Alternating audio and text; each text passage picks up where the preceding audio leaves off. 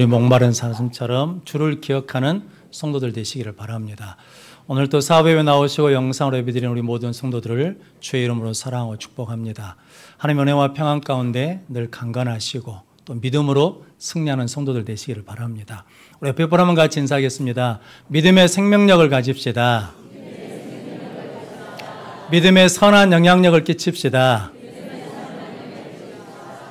예수님의 생명이 우리 안에 있으니 이제 잘 자라서 큰 나무가 되어 많은 사람들에게 힘과 소망을 주는 성도들이 되시고 또 세상에 나가서 많은 사람들에게 믿음의 선한 영향력을 끼쳐서 이 땅에 하나님의 나라를 이루어가는 우리 모든 성도들이 되시기를 바랍니다. 오늘 마태복음 13장 44절 50절 말씀, 천국의 가치를 발견하라 라는 말씀으로 함께 은혜를 나누겠습니다. 먼저 주여 말씀하옵소서 같이 하겠습니다. 주여 말씀하옵소서 주의 종이 듣겠나이다. 아멘. 주의 음성이 들리는 복된 시간이 되시기를 바랍니다. 오늘 예수님께서는 밭에 감추인 보화 비유 그리고 진주 비유를 통해서 천국의 가치가 어떤 것인지를 말씀하십니다. 그리고 그물 비유를 통해서 그 천국의 가치를 발견한 사람이 어떻게 살아야 되는지에 대해서 말씀해 주십니다. 우리 모든 성도들이 오늘 본문 말씀을 통해서 천국의 가치를 발견하고 그 가치를 발견한 사람으로 내가 어떻게 살아야 되는지를 깨달아서 삶의 자리에서 하나님의 나라를 이루는 거룩하고 승리하는 성도들이 되시기를 바랍니다. 천국의 가치를 발견하나 첫 번째는 발견한 자는 값을 지불합니다. 오늘 44절 말씀 같이 읽겠습니다. 천국은 마치 밭에 감추인 보화와 같으니 사람이 이를 발견한 후 숨겨두고 기뻐하며 돌아가서 자기의 소유를 다 팔아 그 밭을 사느니라. 아멘.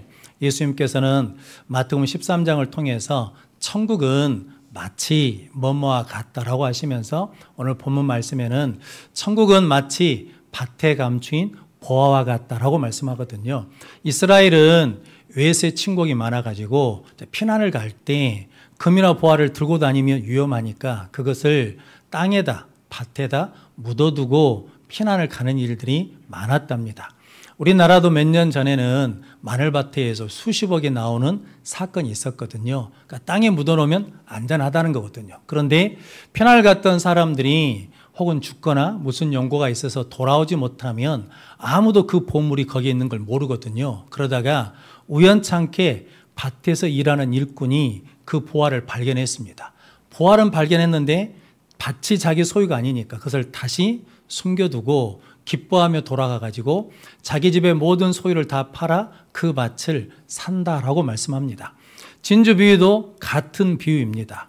값비싼 진주를 발견하면 그 진주 장사가 자기 집에 들어가가지고 돌아가서 소유를 다 팔아 그 진주를 산다라고 말씀하거든요. 성도 여러분, 발견했다고 해서 내 것이 되는 게 아니라 내 것이 되기 위해서는 그것에 무엇을 지불해야 된다는 겁니까? 값을 지불해야 내 소유가 된다라고 말씀하거든요. 하나님을 우리가 발견할 수 있거든요. 그런데 그 하나님이 나의 하나님이 되기 위해서는 믿음의 값을 지불해야 된다라는 의미의 말씀입니다. 구약 성경에 룻기라는 성경이 있습니다. 거기에 나옴이라는 여인이 이제 남편과 아들 둘을 데리고 이제 흉년이 들어서 베들레헴을 떠나서 모압 지방으로 이민을 갔습니다. 그 이민 가가지고 그 땅에서 며느리 둘을 맞았는데 모압 여인을 맞았습니다. 그 이름이 룻과 오르바인데 어찌된 일인지 그 이민생활 하면서 남편도 죽게 되고 아들 둘도 죽게 되었거든요. 그래서 세 여자가 한 집에 가부가 되었습니다. 그런데 어느 날 베들레헴에서 곡식이 있다는 소문이 들렸거든요. 그래서 나오미가 두 며느리를 불러다 놓고 나는 이제 내 고향 땅으로 내 고국 땅으로 돌아간다. 그러니까 너희는 나 따라오면 고생하니까 친정집으로 가라. 고향집으로 가라 그랬거든요. 그때 룻이 어머니 하나님이 나의 하나님입니다. 나를 떠나가라고 강권하지 마십시오. 그러면서 그 시어머니를 따라가거든요. 즉 룻은 나오미 시어머니와 함께 살면서 전능하신 하나님을 발견했거든요. 천국의 보화를 발견했거든요. 그런데 그가 이제 그 보화를 나의 소유로 삼기 위해서는 어느 길을 가야 되냐면 힘들고 고생하고 어려운 길이지만 그 길을 가기로 자기가 뭐 했다는 겁니까? 값을 지불하겠다고 선언한 거거든요. 그래서 룻은 이제 믿음의 백성이 되고 예수님 족보에 이름이 올라가는 승리자가 되었습니다. 오르반은 같은 집에서 살았거든요. 이럴 수 있거든요. 천국의 보아 하나님을 발견하지 못할 수도 있고, 혹은 발견했을지라도 어머니 따라갔다가는, 시어머니 따라갔다가는 고생하고 힘든 일이 뻔하니까 나는 가지 않겠다. 그래서 어디로 가냐면 고향 친정집으로 가버리거든요. 그래서 보아가 누구 소유가 되지 못하냐면 자기 소유가 되지 못했다라는 말씀이거든요. 그런 것처럼 성도 여러분, 우리가 신앙생활하고 교회 다니면서 천국의 보아 되신 예수님을 발견할 수도 있고, 말씀을 깨달을 수도 있고, 진리를 발견할 수 있거든요. 그때 그 진리가 나의 진리, 말씀이 나의 말씀이 되기 위해서는 우리도 값을 지불해야 그것이 나의 소유가 된다라고 말씀합니다. 그럼 성도 여러분, 저 여러분들이 천국의 보아를 발견하시고 그것을 나의 소유로 삼기 위해서 희생의 값을, 믿음의 값을 지불하는 우리 모든 성도들 되시기를 바랍니다. 예수님이 베드로와 야고보, 요한 제자를 부르셨거든요. 그들이 보아 되신 예수님을 만났습니다. 근데 그때 그들이 배와 그물을 버려두고 예수를 따르게 되었거든요. 성도 여러분, 예수를 따르려면, 예수님을 내 소유로 삼으려고 그러면 반드시 무엇을 지불해야 된다는 겁니까? 값을 지불해야 나의 예수님으로 삼을 수 있다라고 말씀합니다. 우리 모든 성도들이 천국의 보아 되신 예수님을 발견하고 그 예수님을 나의 예수님으로 모셔드릴 수 있도록 값을 지불하는 성도들 되시기를 바랍니다. 독일에 핸델이라는 유명한 작곡가가 있습니다. 근데 그 당시에는 이게 남자들도 가발을 썼답니다. 그 가발이 권위와 신분을 나타내는데 어느 날 그 가발을 잃어버렸답니다. 근데 그 가발을 누가 찾아줬냐면 이발소에서 일하는 아가씨가 찾아줬답니다. 그래서 고마워서 그 이발소에 자주 가게 되고, 고마워서 핸델이 작곡한 유명한 메시아라는 그 악보에다가 자기 이름을 사인해가지고 줬답니다. 나중에 힘들고 어려운 일이 있으면 그것을 통해서 잘 사용하라고 줬다는 거거든요. 어느 날 이발소에 이발하러 갔는데 그 아가씨가 다른 이발사 사람한테 머리 말게 그 악보 좀 갖다 달라고, 악보를 가지고 뭐 했냐면 파마 많은 것으로 썼다라는 거거든요. 그래서 그 뒤로 그 이발소에 안 가게 됐다라는 거거든요. 이 아가씨는 그 가치를 모르니까 그 가치를 복되게 사용하지 못한 거거든요. 남아프리카 공화국에서는 다이아몬드 광산을 개발할 초창기 때 그런 일이 있었답니다. 한 상인이 다이아몬드를 찾기 위해서 여기저기 돌아다니다가 한 집에 들어갔더니 선반에 검은 돌이 있더랍니다. 그래서 그 주인에게 물어봤답니다. 이 돌은 뭡니까? 그랬더니 우리 아들이 뒷산에서 주워온 돌이라고. 그러면 내가 아들에게 장난감을 줄 테니까 장난감하고 돌하고 바꿉시다. 그랬더니 그러면 우리야 고맙지요. 쓸모없는 돌인데 가져가라고. 갖고 가가지고 보석상에 가서 팔았답니다. 원석을. 우리나라 돈으로 얼마냐면 1억 2천만 원짜리를 팔았다는 거거든요. 근데 그것을 가공해서 팔면 수십억, 수백억짜리가 된다라는 거거든요.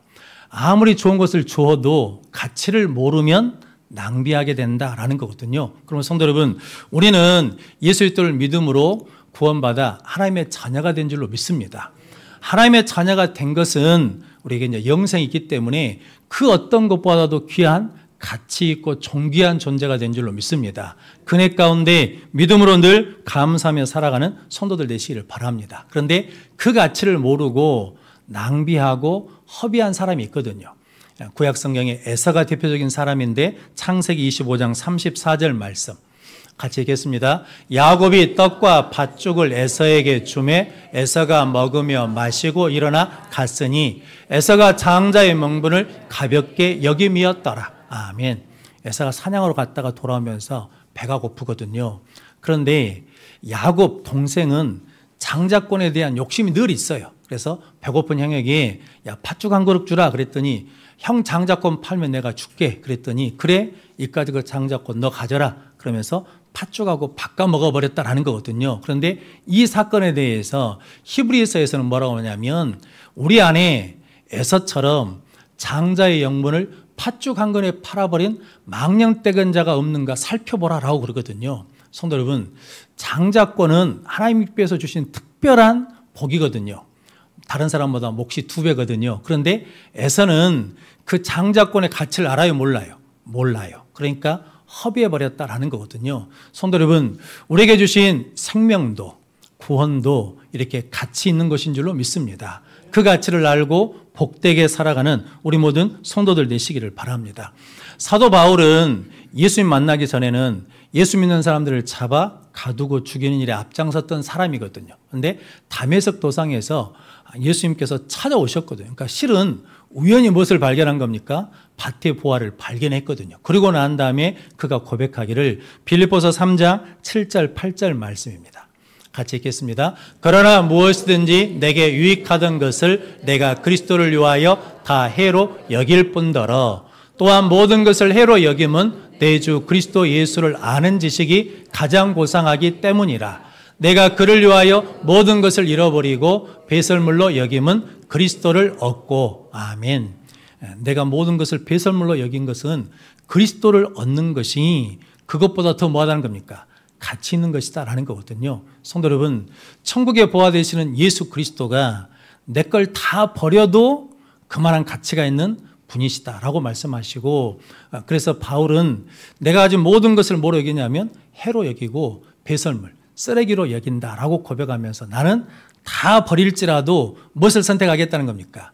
예수를 선택하겠다. 즉 어떤 값을 치르더라도 나는 예수 그리스도를 붙들겠다라는 믿음으로 살았더니 위대한 믿음의 사도가 되었습니다. 성도 여러분, 여러분들도 천국의 보화를 발견하시고 그것이 나의 것이 될 수 있도록 믿음의 값을 지불해서 승리하는 믿음의 성도들이 되시기를 바랍니다.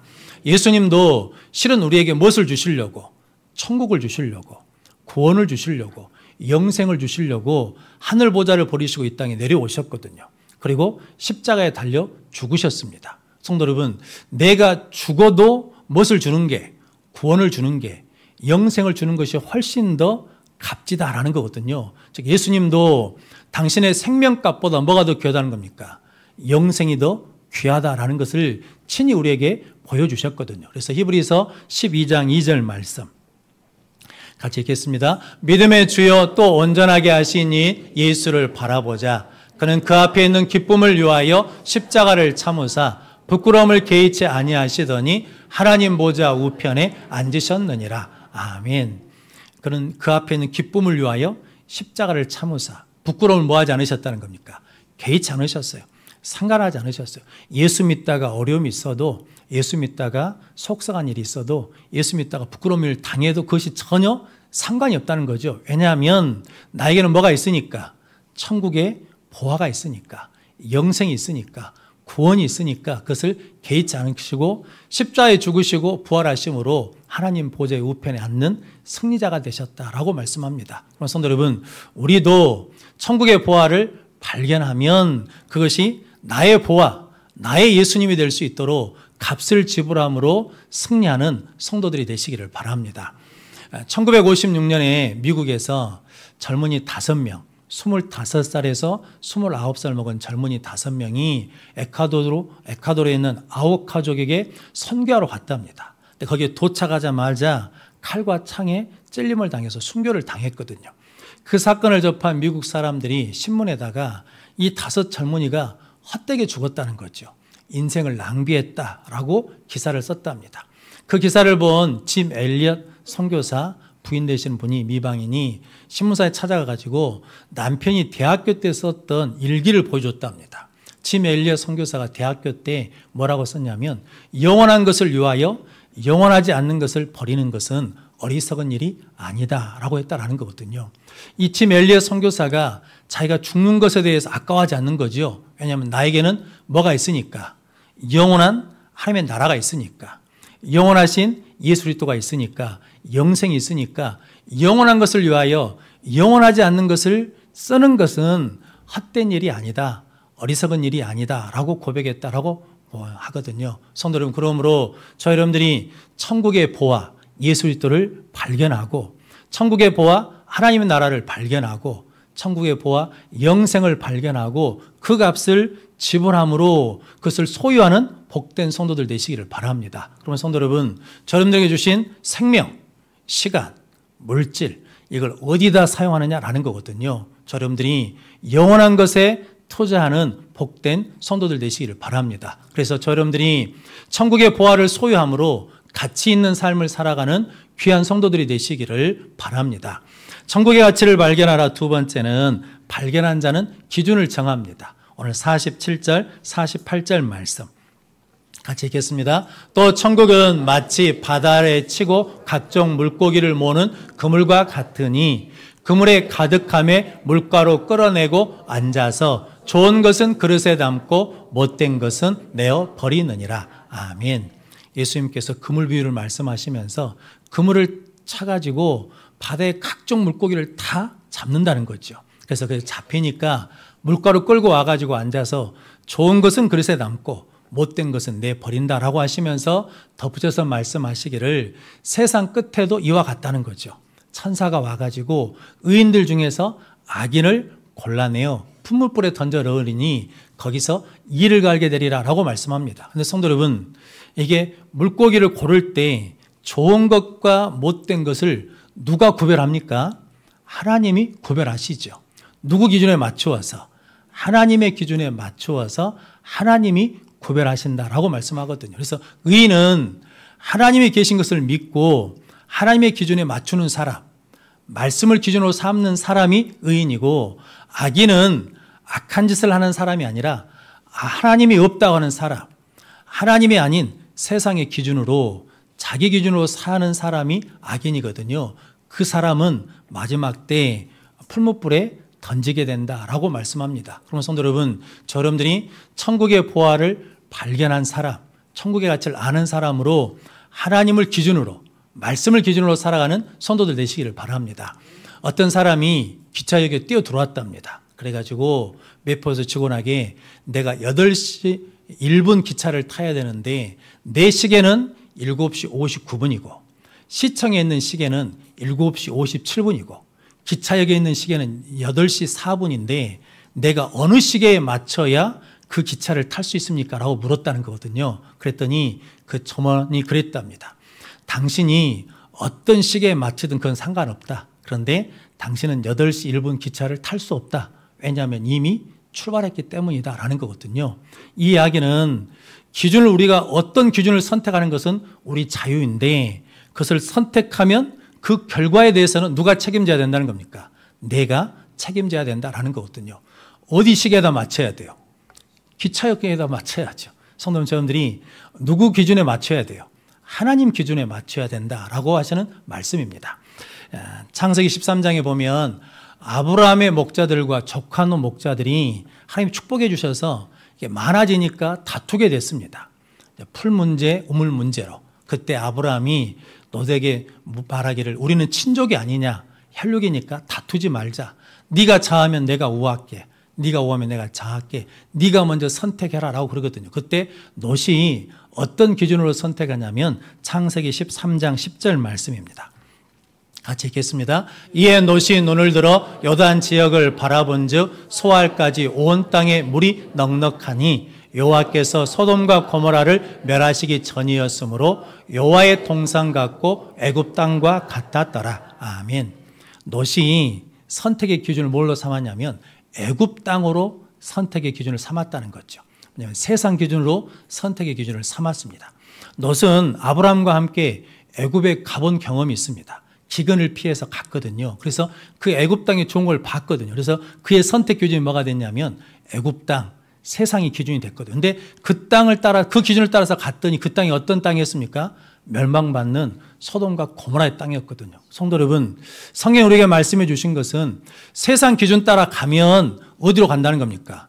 멸망의 길을 가게 된다라는 거거든요. 근데 아브라함은 애굽 땅에 가서 무엇을 보았냐면 바로 왕보다 크신 하나님을 봤거든요. 발견했습니다. 그래서 누구를 기준으로 삼았냐면 하나님을 기준 삼고 말씀을 기준 삼아 갔더니 믿음의 조상이 되었습니다. 성도 여러분, 우리가 무슨 기준으로 사느냐에 따라서 삶이 결정되고 존재가 결정된다는 거거든요. 요셉은 출세를 기준으로 삼지 않았습니다. 그 환경에서 벗어나는 것을 기준으로 삼지 않고 하나님을 기준으로 삼아서 살았거든요. 그래서 보디발의 아내가 아무리 유혹해도 하나님 앞에 뭐 할 수 없다는 겁니까? 득지할 수 없다. 그래서 뭐가 됐냐면 시험을 이기고 애굽 총리가 되고 믿음의 사람이 되었습니다. 우리 모든 성도들도 천국의 가치를 발견하고 하나님을, 말씀을, 예수 그리스도를 기준으로 삼는 복된 성도들 되시기를 바랍니다. 신약 성경에 삭개오라는 사람이 있거든요. 누가복음 19장에 나오는데 세리장입니다. 예수님 당시에 세리장은 매국노라고 그래서 늘 욕먹는 사람이거든요. 삭개오 이름의 뜻이 뭐냐면 순수, 의로운 사람이라는 뜻이거든요. 부모님이 아이를 낳고 이 아이는 하나님 앞에 의로운 사람으로 살라고 삭개오라고 이름을 졌는데 그의 인생의 기준은 뭐가 있냐면 돈이 기준이었습니다. 그래서 뭐냐면 욕을 얻어먹어도 상관없어요. 나는 돈만 보면 된다는 거죠. 그래서 매국노로 취급을 받았거든요. 그런데 돈은 있는데 그의 인생이 목마릅니다. 채워지지 않는 뭐가 있어요. 그래서 예수님이 오신다는 소문을 듣고 나무 위에 올라가 가지고 예수님을 만납니다. 예수님을 만나고 난 다음에 기준이 바뀌거든요. 돈을 기준으로 살던 사람이 예수를 기준으로, 말씀을 기준으로 살거든요. 그래서 내 재산의 반을 가난한 자들에게 주겠습니다. 만약에 내가 토색한 일이 있으면 4배로 갚겠습니다. 이것은 율법에, 말씀에 기록된 겁니다. 그러니까 그 기준대로 맞춰 살겠다는 거거든요. 그랬더니 예수님이 누가복음 19장 9절 말씀 같이 읽겠습니다. 예수께서 이르시되 오늘 구원이 이 집에 이르렀으니 이 사람도 아브라함의 자손이미로다. 아멘. 이 구원이 이 집에 이르렀으니 이 사람도 누구라는 겁니까? 아브라함의 자손이라는 거죠. 뭐라고 불려졌는데? 매국노라고 불려졌는데 기준을 바꾸니까 삶이 바뀌고 존재가 바뀌어서 아브라함의 자손, 하나님의 백성이 됐다라고 말씀합니다. 그럼 성도 여러분, 저 여러분들도 기준을 바꾸어서 삶이 새로워지고 존재가 새로워지는 능력의 삶을 사는 성도들이 되시기를 바랍니다. 그런데 마귀는 우리가 세상의 기준에서 하나님 기준으로 바뀌지 못하도록 계속해서 미혹합니다. 마귀는 자기 기준에서 말씀 기준으로 못 바꾸도록 계속 유혹하거든요. 예수님을 시험할 때도 돌이 뭐가 되게 하라는 겁니까? 떡이 되게 하라는 거죠. 뭐냐면 먹고 사는 것으로 기준 삼으라는 거거든요. 근데 예수님은 사람이 떡으로만 사는 것이 아니라 하나님 입에서 나오는 말씀으로 사느니라. 예수님은 말씀을 기준으로 삼았더니 시험을 이기셨습니다. 우리도 말씀을 기준으로 삼으면 어떤 시험이 환난이 와도 이기는 삶을 살게 될 줄로 믿습니다. 교회 다니는 사람들을 조사를 해봤답니다. 종교다원주의를 믿습니까? 라고 물어봤더니 64%가 믿는다고 했답니다. 종교다원주의가 뭐냐면 예수를 믿어도 구원받고 삭가모니를 믿어도 구원받고 마호메트를 믿어도 구원받고 물 떠놓고 빌어도 구원받는다라는 것을 믿는 거거든요. 그런데 성도 여러분, 성경은 예수 외에는 구원받을 만한 다른 이름을 주신 일이 없습니다. 그런데 교회에 다닌다고 하는 사람들이 64%나 종교다원주의를 믿는데요. 성령을 믿지 않는 사람이 58%나 된답니다. 성령을 믿지 않으면 진리를 깨달을 수가 없습니다. 그리고 은혜로 구원받는 것이 아니라 행함으로 구원받는다고 믿는 사람이 58%랍니다. 더 기가 막힌 것은 업보를 믿는 사람이 57%나 된답니다. 그러니까 기독교가 뭐가 됐냐면 불교화됐다라는 거거든요. 세속화됐다라는 거죠. 그래서 우스갯이야기로 교회에서 안내하는 분들이 자꾸 절으로 가라라고 한다는 거거든요. 저리 가서 앉으라고. 그래서 그런다는 거거든요. 성도 여러분, 저 여러분들이 기준이 정확하지 않으면 혼란한 삶을 살게 된다는 거죠. 그런데 기준이 정확하면 그 모든 혼란이 정리되고 온전한 삶을 살게 될 줄로 믿습니다. 그래서 사도행전 4장 19절 말씀 같이 읽겠습니다. 베드로와 요한이 대답하여 이르되 하나님 앞에서 너희 말을 듣는 것이 하나님의 말씀을 듣는 것보다 옳은가 판단하라. 아멘. 베드로와 요한을 공에다 잡아다가 다시는 예수 이름으로 말하지 마라. 예수 이름을 가르치지 말라고 협박했거든요. 압박을 넣습니다. 그런데 베드로와 요한이 그 상황에서도 하나님 앞에서 야, 생각해 보자. 사람의 말을 듣는 것이 옳은가? 하나님 말씀 들은 거 옳은가를 판단해 봐라라는 거죠. 우리는 어떤 상황 속에서도 항상 하나님 앞에서 무슨 기준으로 살겠다는 겁니까?